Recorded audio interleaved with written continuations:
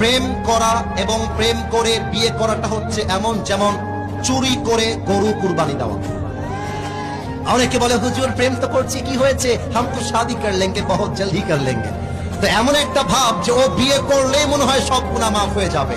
ব্যাপারটা এরকম নয়। কোন মেয়েকে রাস্তায় পছন্দ হয়েছে, লাইন মারতে যাবা না, সোজা গিয়ে মেয়েকে বলবা আপনার বাপের নাম্বারটা হবে কি।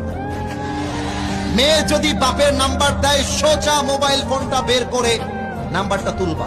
You just have to call her father. ওর বাপকে কল দিবা, বলবা this is Hafizur Rahman from Pabna Ataikula.